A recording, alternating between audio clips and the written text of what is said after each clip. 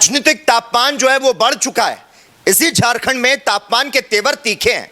ठीक यही स्थिति यहां की राजनीति में है। 40 डिग्री की तपिश में राजनीतिक गर्मी का आलम यह है कि Bharatiya Janata party, all Jharkhand student, Jharkhand Mukti Morcha और कांग्रेस के साथ साथ झारखंड लोकतांत्रिक क्रांतिकारी मोर्चा ने ताकत झोंक दी है और चुनाव को युद्ध की तरह लड़ने की तैयारी है। अब आखिर किसके पक्ष में बह रही है झारखंडी हवा? झारखंड में आखिर किसका है जोर और झारखंड में किसका है शोर? कौन होगा विधानसभा चुनाव में सियासी सरताज और कितना होगा यह सरदार? किसकी झारखंड में सरकार जा रही है और किसकी झारखंड में सरकार आ रही है, यह आपने यानी कि जनता ने तय कर लिया है। अब की बार झारखंड में कैसे और किसकी बनेगी सरकार, इस बार झारखंड की जनता के मन में आखिर कौन? और जनता को रिझाने के लिए आपके जो नेताजी हैं वो गली गली घूमेंगे। हर एक वोटर पर हर एक पार्टी की नजर रहेगी। सियासी वर्चस्व को बनाए रखने के लिए बयान वीरों के लिए कोई न लक्ष्मण रेखा होगी। विपक्ष की हुंकार होगी, वादों पर विवाद होगा और चुनौतियों का अंबार होगा। तो ऐसे में अटकलों, कयासों, आंकड़ेबाजी और उम्मीदों की तस्वीरों को साफ साफ दिखाने के लिए टीवी 45 आपके नेताजी से यह जानने की करेगा कोशिश कि जनता आखिर उनको वोट क्यों दे। और इसी कड़ी में हमारे साथ इस वक्त मौजूद हैं झारखंड के एक युवा चेहरे जिन्होंने पिछले कुछ महीनों से तूफान मचा रखा है और ये नाम है टाइगर जयराम महतो का। बहुत बहुत स्वागत है सर आपका। विधानसभा चुनाव के लिए ताल ठोक चुके हैं जयराम जी, और आप जो अपने गरम मिजाज और झारखंडी मीठी बोली के लिए जाने जाते हैं और आपके गाड़ी के बोनट पर जो भाषणों के वीडियो हैं वो भी अक्सर सोशल मीडिया पर वायरल होते रहते हैं। आपके फैन फॉलोइंग जो है वो ज़बरदस्त है, युवाओं में खूब क्रेज है आपका। तेल की भांति पार्टियों की हेकड़ी निकालने वाले जयराम महतो ने कोई धुरंधरों को धराशायी करने की ठान रखी है। लोगों की अपेक्षाएं अपार है आपसे, उनको पूरा करने की जो जिम्मेदारी है वो कितनी अच्छी लगती है। और अगर जो इस बार विधानसभा में खुद को आप साबित कर देते हैं तो जाहिर है आपकी भूमिका को झारखंड की वर्तमान राजनीति में जरूर देखा जाएगा। आप कैसे देखते हैं और क्या विधानसभा से अपनी जीत को ये पक्की मान चुके हैं, या आपको क्या लगता है जयराम जी, क्या अब की बार जयराम महतो की सुनामी जो है वो आसानी से आएगी झारखंड में? देखिए, हम लोग जिस राज्य में राजनीति करने आए हैं और इस राज्य की जो विविधता है ये चुनौतीपूर्ण रहेगा, लेकिन युवा हैं, चुनौतियों से हम लोग घबराते नहीं हैं, ना ही चुनौतियों से पीछे हटते हैं। लोकसभा के चुनाव में जब हम लोगों ने शिरकत करने का प्रयास किया था तो राजनीतिक गलियारों से राजनीतिक पंडित ये कयास लगा रहे थे कि इस युवा ने जो भी किया वो जल्दबाजी है, या फिर बहुत सारे लोगों ने तो ये भी कहा कि इस बार जयराम का राम नाम सत्य हो जाएगा लोकसभा चुनाव से। तो कहीं ना कहीं यहाँ तक कि हमारे बहुत सारे मीडिया हाउस में हमारे मित्र हैं वो भी कहते थे कि हम लोग जो आकलन किए थे कि आप अपनी सीट से 1.5 लाख तक लाएंगे और बाकी जो आपके प्रत्याशी हो 50,000 के आसपास रहेंगे, कई लोग तो आपका मतलब 5,000 के आसपास रहेंगे। लेकिन जो आंकड़े उनके सामने आया, इस आंकड़ों को उन्होंने भी स्वीकार किया कि अचंभित है, ये जादुई है, ये करिश्माई आंकड़ा रहा जो शायद भारत देश की राजनीति में ये आसान नहीं होता। तो उस लिहाज से चुनौतियों का हम लोगों ने सामना किया है, चुनौतियों को फेस किया है और उन पर चिंतन मंथन करते हुए आगे हम लोगों ने काम किया है। तो लिहाजा लोकसभा के बाद जो विधानसभा का चुनाव होगा इसमें हम लोग मजबूती से चुनाव लड़ेंगे और मुझे लगता है कि हम लोग बेहतर स्थिति में रहेंगे और बेहतर सीटों पर विजय हासिल करेंगे। अच्छा, आप कह रहे हैं बेहतर स्थिति में लड़ा जाएगा, लेकिन जयराम जी एक यहाँ ये भी समझना चाहूँगा, कहीं जयराम महतो अति महत्वाकांक्षा में किसी तरह की कोई गलती तो नहीं कर रहे? अभी तक आपने पूरे राज्य को अच्छे से देखा भी नहीं है, उसके पहले लोकसभा और अब तो विधानसभा चुनाव में 55 सीटों का सपना देखने लगे हैं। कहीं आपकी जो ये उड़ान है ज़्यादा तेज तो नहीं है? और हाँ जयराम जी, अक्सर तेजी से आगे बढ़ने वाले उतनी ही तेजी के साथ नीचे भी आ जाते हैं। आप क्या मानते हैं, आत्मविश्वास से लबरेज है या फिर उम्मीद से भरे? देखिए, उम्मीद है, आत्मविश्वास भी है, उम्मीद भी है और निसंदेह देखिए 55 क्या, हम लोग तो 60 सीटों पे भी लड़ेंगे। सवाल ये है कि हम लोग अपने दम पर चुनाव लड़ने की बात कह रहे हैं तो बहुमत की सीटों पर तो हमें चुनाव लड़ना ही होगा।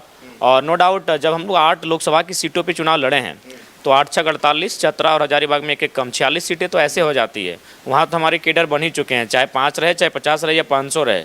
तो लिहाजा हम लोग मैक्सिमम सीटों पर चुनाव लड़ने का प्रयास करेंगे और इसके लिए हम लोग लगातार संघर्ष कर रहे हैं। ऐसा नहीं कि हम लोग घर पे बैठे हैं, ऐसा नहीं। लोग चुनाव जीतने के बाद छुट्टियां मनाने जाते हैं, हम लोग हारने के बाद भी फील्ड में हैं और लगातार लोगों से कनेक्ट हो रहे हैं। हार की जो हताशा है उसे हम लोगों ने चंद मिनटों में ही समाप्त कर लिया है। तो हम लोग मेहनत कर रहे हैं। अब बाकी तो मेहनत करना हमारे बस में है, उसका परिणाम और जो उसका फल देना जनता के बस में है। अब जनता जैसे तो हर नेताजी कहते हैं कि हम सब खूब मेहनत कर रहे हैं और बाकी लोग तो छुट्टी मना रहे हैं, लेकिन जयराम जी आपके साथ जबरदस्त भीड़ है और यह भी सच है कि जयराम महतो के मैदान में उतरने से मुकाबला जो त्रिकोणीय बन जाएगा। लेकिन अगर जो जयराम महतो उम्मीद के मुताबिक रिजल्ट को ले आते हैं तब तो जाहिर है आपका कद बड़ा हो जाएगा। और अगर जो इस बार भी आप हार गए या रिजल्ट वैसा नहीं आया तो आपके भविष्य पर खतरा भी मंडरा सकता है। चिंतित हैं? नहीं, चिंतित नहीं। हमें नियति ने लाया है, नियति जो तय करेगी। अगर राजनीति में स्थापित होना अगर हमारी नियति है तो वो नियति तय करेगी, नहीं होना है तो नहीं होगा। हम लोग ज़्यादा चिंतित नहीं है। लेकिन हाँ, इस बात हम लोग एक प्रयास करने आए हैं कि झारखंड की जो जनमानस है उसके साथ भला हो। अगर हम लोग सदन में बैठकर भला नहीं कर पाएंगे तो उनके साथ हटेंगे नहीं। ऐसा नहीं कि अगर हम लोग चुनाव नहीं जीत पाते हैं तो बाकी नेताओं की तरह ये कहेंगे कि भाई आपने हमें वोट नहीं किया है। हम लोग उनके लिए लड़ेंगे, सड़क पे लड़ेंगे, हम लोग धरने के माध्यम से लड़ेंगे, आंदोलन के माध्यम से लड़ेंगे। जहाँ तक संभव होगा हम लोग लड़ेंगे। लेकिन जहाँ तक राजनीति, बिल्कुल हम लोग आप लोकसभा चुनाव में भी हमने कहा था हम लोग यथार्थवादी हैं। हम लोग ये कहेंगे ही नहीं कि हम लोग ही जीतेंगे, हम लोग जीत सकते हैं। हमने अंत तक यही कहा हम लोग जीत सकते हैं। और विधानसभा के चुनाव में भी हम लोग यही कहेंगे कि हम लोग मेहनत कर रहे हैं। और जिस प्रकार अभी राज्य का माहौल बना है, जिस प्रकार छात्रों में आक्रोश है और जिस प्रकार की आइडियोलॉजी के साथ हम लोग पॉलिटिक्स करने जा रहे हैं, ऐसे में हम लोग उम्मीद लगाकर बैठे हैं। हमें ये आत्मविश्वास है कि हम लोग चुनाव को जीतेंगे। नहीं जीते तो फिर जनता के बीच एक आंदोलन के माध्यम से उनके बीच। आप आंदोलन की बार बार बात करते हैं जयराम महतो जी, आप ये कहते हैं कि झारखंड में बड़ी बड़ी फैक्ट्री है, छोटे बड़े कई उद्योग हैं, लेकिन मुंबई, गुजरात और दिल्ली में सबसे ज़्यादा मजदूर जो हैं वो झारखंड के हैं। राज्य के युवा बेरोजगार बैठे हैं और बाहरी लोगों को नौकरियां मिल रही है। झारखंड के युवा रोजगार की तलाश में पलायन को मजबूर हैं। इस व्यवस्था को बदलने के लिए आपका ये मानना है कि आंदोलन में युवाओं को आगे आना होगा। झारखंड की क्षेत्रीय भाषा को और स्थानीय भाषा को जानने वाले लोगों को तृतीय चतुर्थ जो सरकारी नौकरी है उसके लिए लंबे समय से आप अपनी आवाज़ को बुलंद तो कर रहे हैं। अब आपसे सवाल यह है कि झारखंड के विकास की बात करने वाला जयराम महतो कहीं खुद के विकास में तो नहीं लग जाएगा? जल, जंगल और ज़मीन के मुद्दे पर मूलवासी और स्थानीय लोगों को लुभाना ये तो अच्छी बात है, लेकिन समस्या को दूर कैसे करेंगे? आपने जो वादे किए हैं उन पर आप काम कैसे करेंगे? जो सपने झारखंड ने देखे हैं उनको दिल्ली की संसद में पहुंचकर पूरा किया जा सकता था, जहां पर धनबाद पर बैठे तो नहीं, वहां तो आपको हार का सामना करना पड़ गया लोकसभा में। झारखंड के लिए इतिहास रचने की बात करने वाला जब लोकसभा चुनाव में फेल हो जाता है तो आगे विधानसभा में क्या स्ट्रैटेजी है आपकी? बड़े खेल की जो तैयारी है वो किस तरह से कर रहे हैं? क्योंकि झारखंड भारतीय जनता पार्टी के अंदर अब मामा शिवराज सिंह चौहान की भी एंट्री हो चुकी है और इनका स्ट्राइक रेट जो है वो जबरदस्त माना जाता है। चुनौती तो बड़ी है, सिर्फ आंदोलन से काम कैसे चलेगा? देखिए, नो डाउट एक और जहां किसी पार्टी के लिए स्ट्रेटजी तैयार करेंगे शिवराज सिंह चौहान, हेमंत विश्व शर्मा, और दूसरी ओर हमारे नए लड़के जब स्ट्रेटजी को तैयार करेंगे तो चुनौती तो है। चुनौतियों का काफ़ी फासला है उनके और हमारे अनुभव में, उनकी कार्यशैली। हम लोग कुछ नहीं उनके सामने। उन राजनेताओं के जो कार्य रहे हैं उनके तो हम लोग चरणों के धूल के बराबर नहीं फिट बैठते हैं। लेकिन इसका मतलब ये नहीं कि हम लोग अपने हौसले को पस्त कर दें। जब भी किसी का जन्म होता है तो उसे मालूम होती है कि मृत्यु भी उसकी तय है। इसका मतलब ये नहीं कि वो जीना छोड़ देता है। तो ठीक उसी प्रकार नो डाउट बड़े चेहरे अगले दलों से आएंगे, बड़े चेहरे उनके लिए मेहनत करेंगे। लेकिन हमें आशा है कि जब हम लोग संघर्ष करने के लिए मैदान में उतरेंगे, हमारी विचारधारा जब जनता के बीच जाएगी, उनसे रूबरू होगी, तो मुझे उम्मीद है कि जिस प्रकार लोकसभा में हम लोग को औसतन प्रत्येक लोकसभा में 1 लाख वोट मिले हैं, वो विधानसभा में दिखेगा और विधानसभा में परिणाम के रूप में दिखेगा। इसलिए परिणाम के रूप में दिखेगा कि विधानसभा में बहुत सारे लोग कह भी रहे थे कि ये दिल्ली का चुनाव है, ये केंद्र का चुनाव है, सेंट्रल की पॉलिटिक्स है। लेकिन जब आप लोग विधानसभा के चुनाव में आएंगे तो राज्य के मुद्दों के साथ जब आएंगे तो हम लोग आपकी ओर अपना जो वोट है उसे डाइवर्ट करेंगे, आपके पक्ष में हम लोग जाएंगे। तो ये आशा जागी है कि लोकसभा में जो देखने को मिला, जो हल्की सी हम लोग के साथ समस्याएं उत्पन्न हुई, वो विधानसभा में ना हो। और इसके लिए हम लोग लगातार प्लानिंग बना रहे हैं कि कहाँ लगातार हम लोग प्रखंड वाइज समीक्षाएं कर रहे हैं और तमाम क्षेत्रों में अपनी सर्वे की टीम भी हम भेज चुके हैं। 25-25 नौजवान वहाँ जा चुके हैं, इंटरनली जा चुके हैं और सारी चीज़ों को मंथन कर रहे हैं कि हम लोग वहाँ सीट को कैसे निकाल सकते हैं, किस प्रत्याशी के साथ जा सकते हैं, वहाँ के मुद्दे क्या हैं, किन विषयों को हम लोग वहाँ से आउट कर सकते हैं। तो ये सारी चीज़ों के साथ हम लोग विधानसभा चुनाव की तैयारी में लग चुके हैं। और जहाँ तक मतलब इस राज्य की समस्याओं के निदान की बात है तो उसके लिए आपको पॉलिसी मेकर बनना होगा। जब तक आप इस राज्य के लिए पॉलिसी मेकर बन के नहीं आते हैं तब तक इस राज्य की समस्याओं का निदान करने के लिए आप सक्षम नहीं हो पाते हैं।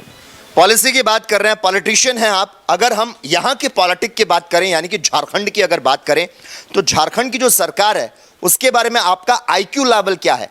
क्या आप मानते हैं कि बहुत सही सीएम है झारखंड के लिए? अगर बात हम पूर्व मुख्यमंत्री की करें, अगर हम चंपई सोरेन की करें, तो आपको लगता है या कभी ऐसा हुआ है आपको लगता है यार इसको सीएम किसने बना दिया, या फाइनेंस मिनिस्टर ये बिल्कुल लायक नहीं है? आपको लगता है यहाँ की सरकार जो है वो बहुत सही काम कर रही है, विकास कर रही है झारखंड के लोगों का? देखिए, सरकार के पास विजन है, नली गली सड़क के अलावे और कोई विजन नहीं है। इनके पास 5 साल का 10 साल का एक रोड मैप होना चाहिए, एक प्लानिंग होनी चाहिए कि 10 सालों में यहाँ के जो एजुकेशन की व्यवस्था है वो किस ओर लेके जाएंगे, यहाँ की रोज़गार का जो व्यवस्था है उसे किस ओर लेकर जाएंगे, यहाँ के किसान के खेतों को की दिशा क्या होगी, नौजवानों के परीक्षाओं की दिशा क्या होगी। ये रोड मैप इनके पास नहीं है, इनके पास फ्यूचर प्लानिंग नहीं है, दूरगामी सोच नहीं है, जिस कारण हमारे राज्य के साथ आज ये समस्याएं उभर कर सामने आई है। इनके पास केवल एक ही लक्ष्य होता है, किसी प्रकार अपने वर्चस्व को स्थापित किया जाए और उस वर्चस्व के बहाने अपनी पार्टी को स्थापित किया जाए। तो इसके अलावा अगर वो अच्छा काम करते हैं, और नो डाउट काम तो किया है, सब ने किया, जिनको मौका मिला, अगर मौका मिला तो काम करेंगे, लेकिन जो मैक्सिमम काम होना चाहिए था उससे कहीं ना कहीं उनकी चूक हुई है। अगर चूक नहीं होती तो आज एक 29 साल का लड़का यहाँ उनके बीच इतनी बड़ी चुनौती लेकर नहीं आ पाता। क्योंकि और भी राज्य हैं, और भी राज्यों में नेता नए आए हैं, जैसे अभी बिहार की बात करें तो चिराग जी आए, लेकिन अपने पिता के छाये में आए हैं, कोई न्यू लीडर नहीं है। तो अगर एक न्यू लीडर झारखंड की पॉलिटिक्स में आया है तो कहीं ना कहीं इसमें उनकी खामियां हैं। अगर उनमें खामियां नहीं होती तो आज हम लोग यहाँ नेतृत्व के अवसर जनता देती ही नहीं। तो ये कहीं ना कहीं मेरा मानना है। बाकी स्टेट भी आप देख लीजिए, कहीं भी इस प्रकार से न्यू पॉलिटिशियन अगर आए हैं, स्थापित हुए हैं, चाहे शिवसेना की बात कीजिए तो दोनों स्थापित नेता थे, भले 2 दल बन गया, आप हरियाणा में भी था तो उनके पिताजी नेता थे, लेकिन झारखंड में एक अलग ही टाइप से हम लोग पॉलिटिक्स में आने लगे हैं। तो इसका रीज़न ये है उनकी खामियां, उनकी दूरगामी सोच उनमें ना होना, जिस कारण आज हम लोगों को अवसर दे रहे, जनता से कट जाना, मुद्दों पर वे बात नहीं करते हैं, मुद्दों को इग्नोर कर देते हैं। हम लोगों ने हर मुद्दों पर स्पष्ट बात कहा है, चाहे वो विस्थापन कर रहे, पलायन कर रहे, भ्रष्टाचार कर रहे, या कोई विषय रहे, हम लोग कभी चुके नहीं है। मीडिया के एक सवाल को हम लोग स्किप तक नहीं किए, और वे लोग बड़े नेता देखेगा हमेशा बचने का प्रयास करते हैं। तो अब जनता उतनी बेवकूफ़ नहीं रही कि आप मीडिया से सवालों से बचेंगे, आप अपनी जवाबदेही से बचेंगे। अब ये जनता बेवकूफ़ नहीं रही। तो इसलिए कहीं ना कहीं हमें लगता है कि झारखंड की राजनीति में एक नई राजनीतिक सोच का उदय होने जा रहा है। गठबंधन सरकार की बात कर ली, भारतीय जनता पार्टी की बात कर लेते हैं।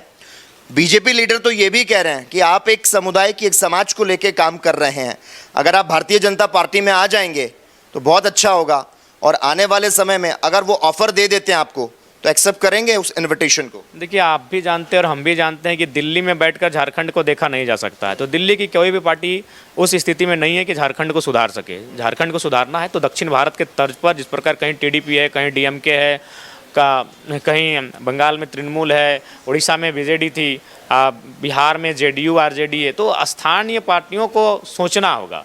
झारखंड को डेवलपमेंट करना है, अपने राज्य को, तो स्थानीय जो पार्टियां हैं, पॉलिटिकल पार्टियां, उनको सोचना होगा कि दिल्ली से इनका नाता थोड़ा कम रहे। क्योंकि देखिए, दिल्ली को खजाना चाहिए और उनको मालूम है सबसे ज़्यादा खजाना झारखंड की मिट्टी में दफन है। तो लिहाजा उन्होंने झारखंड के लिए ऐसी बेहतर पॉलिसी तैयार होने में अपना योगदान ही नहीं दिखाया जिससे इस राज्य को मने सुदृढ़ किया जाए।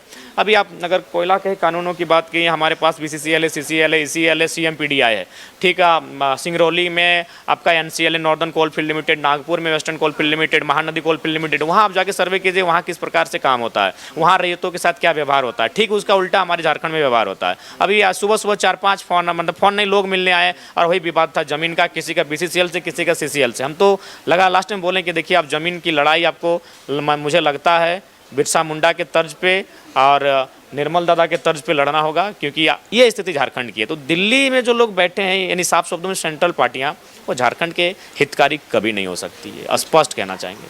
सिर्फ भीड़ के सामने चिल्लाना आपका मकसद नहीं है, झारखंड की आवाज़ को बुलंद करना आपकी ख्वाहिश है, लेकिन अगर जोश जुनून जज्बे से हटकर बात करें तो जयराम महतो करता क्या है? क्या बॉलीवुड फिल्में देखता है? कौन से गाने सुनता है? कौन से गाने गुनगुनाता है? खाली टाइम में होते हैं तो आप क्या करते हैं? खाली टाइम सोचते हैं, बहुत सारी चीज़ों को अपने माइंड में लाते हैं, और फिल्म उतना शौक तो नहीं है, लेकिन कभी कभी अगर कुछ धाकड़ फिल्में आती हैं, जैसे सालार हो गया, इस टाइप की, मतलब एग्रेसिव, KGF, हाँ KGF, ये सारी। कौन सा एक्टर कौन सा अच्छा लगता है आपको? देखिए, एक्टर हमको राजकुमार पसंद हैं। अच्छा, राजकुमार। हाँ, राजकुमार इसलिए पसंद थे क्योंकि बचपन में हम लोग चाहते थे कि फिल्म में मारपीट में डिस्टर्ब ना हो, और उनकी फिल्म में हीरोइन नहीं होती थी। तो जैसे जिस मिथुन चक्रवर्ती की हीरोइन होती थी, मिथुन भी पसंद आते थे, लेकिन उनके हीरोइन को लोग कैप्चर कर लेते थे, उनको डिस्टर्ब करते थे, तो कुछ पल के लिए मिथुन का हाथ बन जाता था, वो लड़ नहीं पाते थे। तो राजकुमार की हीरोइन नहीं होती थी। अब किसी मूवी को देखिए, तिरंगा देखिए, मरते दम तक देखिए, एक आध फिल्म में तो आधे फिल्म में उनकी हीरोइन मर चुकी है। तो इसलिए राजकुमार पसंद इसलिए थे कि उनके फिल्म में मारपीट में डिस्टर्ब नहीं होता था। न्यूज़ रूम का माहौल तो देखा आपने, थोड़ा सा हंसी मजाक वाला हो गया। जो हमें दर्शक देख रहे हैं आपको, वो चाहते हैं गाना तो गुनगुना दें आप। बात बहुत हो गई पॉलिटिक्स, एक गाना तो ज़रूर हम आपसे सुनना चाहेंगे। हाँ, अभी जेनेलिया डिसूजा पसंद है। गाना काफ़ी दिन हो गए, काफ़ी। जेनेलिया डिसूजा, उनके वो रितेश देशमुख वाली? हाँ हाँ, पूर्व मुख्यमंत्री की बेटे रहे हुए हैं वो। जी जी, उन्हीं का कोई गाना?